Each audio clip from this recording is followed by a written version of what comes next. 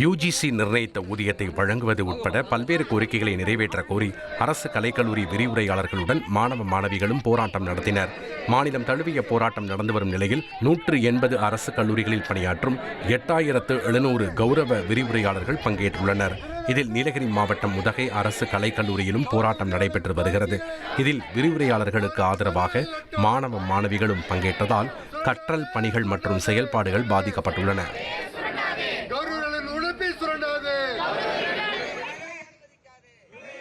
மத்திய அரசின் கொள்கையை கண்டித்து திருச்சி ரயில் நிலையத்தில் தொழிற்சங்கங்கள் போராட்டம் நடத்தினர். திருச்சி ரயில் நிலையத்தில் பல்வேறு தொழிற்சங்கங்களைச் சேர்ந்த 800க்கும் மேற்பட்டோர் பேரணியாக வந்தனர். அங்கு போலீசாருடன் தள்ளுமுள்ளு ஏற்பட்டது. இதில் சிலர் கீழே விழுந்ததால் பரபரப்பான சூழல் நிலவியது. போராட்டக்காரர்கள் ரயில் என்ஜின் மீது ஏறி கோஷம் எழுப்பினர். இதனைத் தொடர்ந்து காவல்துறையினர் போராட்டக்காரர்களை கைது செய்தனர். இதனால் சுமார் 30 நிமிடம் ரயில் நிலையம் பரபரப்பாக இருந்தது. தென்காசி மாவட்டம் ஆலங்குளத்தில் சில்வர் மோதிரத்தை கழற்ற முடியாமல் கல்லூரி மாணவரின் விரல் வீங்கிய நிலையில் தீயணைப்புத் துறையினர் அவருக்கு உதவினர். சதீஷ் என்ற கல்லூரி மாணவர் மோதிரத்தை கழற்ற முடியாமல் விரலில் வீக்கம் ஏற்பட்டு வலியால் துடித்துள்ளார். பின்பு மாணவர் ஆலங்குளத்தில் உள்ள தீயணைப்பு நிலையத்திற்கு நேரில் சென்று உதவி கோரியுள்ளார். இதையடுத்து தீயணைப்புத் துறையினர் அரை மணி நேரத்திற்கு மேலாக போராடி மோதிரத்தை துண்டித்து அகற்றினர்.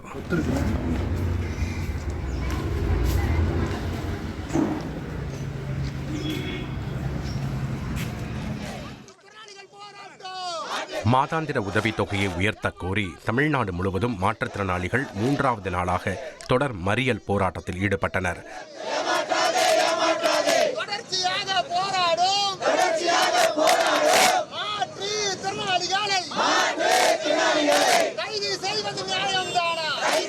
சென்னை காமராஜர் சாலையில் உள்ள மாற்றுத்திறனாளிகள் ஆணையர் அலுவலகத்தை 100க்கும் மேற்பட்டோர் முற்றுகையிட்டனர். உதவித்தொகை உயர்வு உள்ளிட்ட 4 அம்ச கோரிக்கைகளை நிறைவேற்ற தமிழக அரசை அவர்கள் வலியுறுத்தினர். இதற்கிடையே அனுமதி இல்லாமல் போராட்டம் நடத்தியதால் போலீசார் அவர்களை கைது செய்தனர்.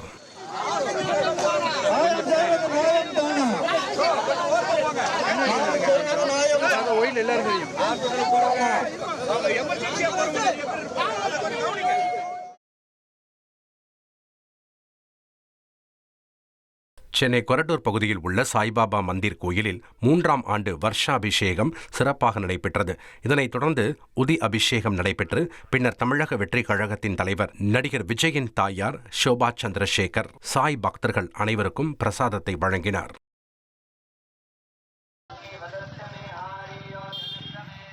தஞ்சை மாவட்டம் திருப்புவனம் கம்பகரேஸ்வரர் கோயிலில் கும்பாபிஷேகம் நடைபெற்று 2 ஆண்டுகளே ஆன நிலையில் கொடி மரம் சாய்ந்ததால் பக்தர்கள் அதிர்ச்சி அடைந்தனர்.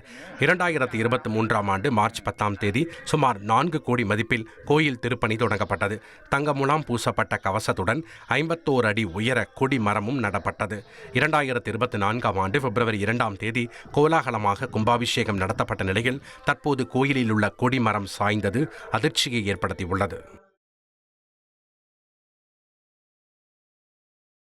பரபரப்பாக பேசப்பட்ட சென்னை யானைகவுனி மின் தெருவில் உள்ள ஜெயின் கோவில் நகைகள் கொள்ளையடிக்கப்பட்ட வழக்கில் புனேவைச் சேர்ந்த ஜீவன் சிங் உட்பட 2 பேர் கைது செய்யப்பட்டுள்ளனர்.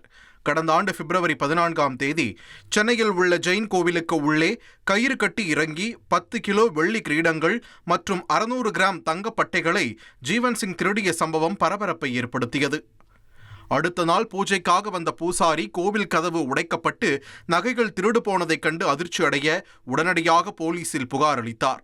போலீசார் சம்பவ இடத்திலிருந்தும் சுற்றுவட்டார பகுதிகளில் இருந்தும் சிசிடிவி காட்சிகளை ஆய்வு செய்ததில் டார்ச் லைட்டுடன் கோவிலுக்குள் புகுந்த நபர் ஆட்டோவில் சென்ட்ரல் நோக்கி தப்பிச் சென்றது தெரியவந்தது.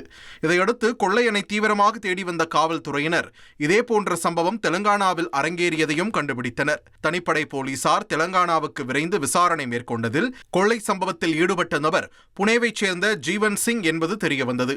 இந்நிலையில் சரியாக ஓராண்டுக்கு பிறகு போலீசார் ஜீவன் சிங் மற்றும் நகைகளை வாங்கி விற்பனை செய்த ராஜ்பகு ராத்தோட் என்பவரையும் கைது செய்தனர். விசாரணையில் சொந்த வீடு கட்ட பணம் இல்லாததால் சாமியார் வேடம் அணிந்து பல மாநிலங்களில் ஜெயின் கோவில்களை குறிவைத்து கொள்ளையடித்தது அம்பலமாகியுள்ளது. தற்போது அவர் நீதிமன்ற உத்தரவுப்படி புழல் சிறையில் அடைக்கப்பட்டுள்ளார்.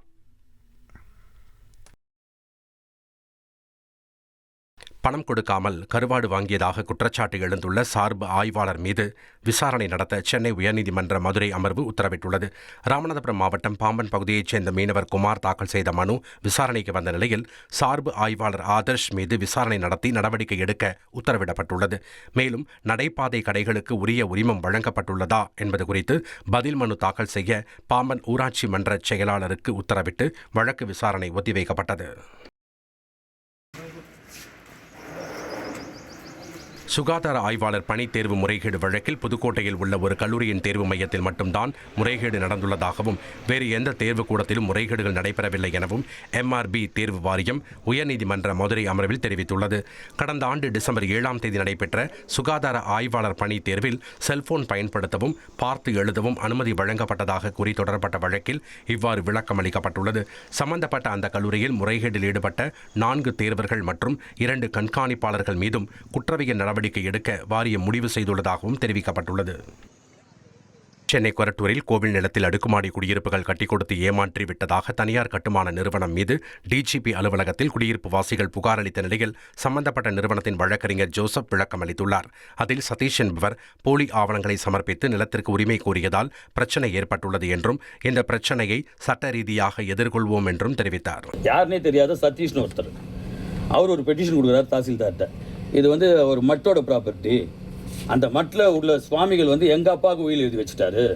எங்கள் அப்பாவுக்கு நான் தான் ஒரே வாரிசு, அதனால் இந்த ப்ராப்பர்ட்டி எனக்கு தான், அதனால் நீங்கள் பட்டா ரிவர்ஸ் பண்ணுங்கன்னு கேட்குறாரு. டாக்குமெண்ட் வேறு எதுவும் கொடுக்கல. அவர் ஒரு அன்ரெஜிஸ்டர்ட் வீல், ரெஜிஸ்டர் பண்ணாத ஒரு வீல் எங்கள் அப்பா எனக்கு எழுதினாரு. எங்கள் அப்பாவுக்கு நான் தான் ஒரே வாரிசுன்னு ஒரு லீகல் ஹெட்ஷிப் சர்டிஃபிகேட்டும் கொடுக்குறாரு. இதை பேஸ் பண்ணி தான் தாசில்தார் போட்டார். நம்ம என்ன பண்ணுறோம், இமீடியட்டாக தாசில்தாருக்கு மேலே RDOட்ட கொண்டு போய் எல்லாத்தையும் கொடுக்குறோம். டாக்குமெண்ட்டை சப்போர்ட்டிவ் டாக்குமெண்ட்ஸ்லாம் கொடுத்ததுக்கப்புறம் வாங்கி படித்து பார்த்துட்டு RDO அலையன்ஸுக்கு ஃபேவராக தான் ஆர்டரும் போட்டார். அந்த ஆர்டரில் சதீஷ் ப்ரொடியூஸ் பண்ண legal headship certificate fake certificate. இப்படி ஒரு வாரிசு சர்டிஃபிகேட் தாசில்தார் ஆஃபீஸில் இஷ்யூ பண்ணவே இல்லைன்னு தான் ஆர்டர்.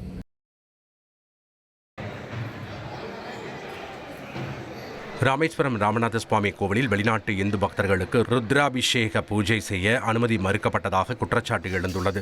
ராமேஸ்வரம் வந்த 17 வெளிநாட்டு இந்து பக்தர்கள் ராமநாத சுவாமி கோவிலில் ருத்ராபிஷேக தரிசனம் செய்ய முன்பதிவு செய்து 5 பேருக்கு ரூபாய் 15,000 செலுத்தி டிக்கெட் பெற்றிருந்தனர். ஆனால் பூஜை செய்ய சென்ற போது கோவில் தற்காலிக குருக்கள் மற்றும் பணியாளர்கள் பூஜை செய்ய முடியாது என்று கூறியதாகவும் வெளிநாட்டு பக்தர்கள் கிறிஸ்தவர்கள் என்பதால் அனுமதி இல்லை என தெரிவித்ததாகவும் கூறப்படுகிறது. இதனால் மன உளைச்சலுக்குள்ளான பக்தர்கள் பூஜை செய்ய முடியாமல் திரும்பியதாக தகவல் வெளியாகியுள்ளது. 2.73 கோடிக்கும் அதிகமான மக்களின் உள்ளங்களை வென்ற தந்தி டிவியின் டிஜிட்டல் தளங்கள், 1.26 கோடி யூடியூப் சப்ஸ்கிரைபர்ஸ், 47 லட்சம் Facebook ஃபாலோவர்ஸ், 26 லட்சம் Instagram ஃபாலோவர்ஸ், 23 லட்சம் X ஃபாலோவர்ஸ், 11 லட்சம் தந்தி ஆப் டவுன்லோட்ஸ், 30 லட்சம் வெப்சைட் மந்த்லி ஆக்டிவ் யூசர்ஸ், 14 லட்சம் வாட்ஸ்அப் ஃபாலோவர்ஸ். அசுரபலம் கொண்ட எங்கள் டிஜிட்டல் கரங்களில் உங்கள் விளம்பரங்களை சேர்க்க வாட்ஸ்அப் பண்ணுங்க 8939883878. Email advt@dttv.in.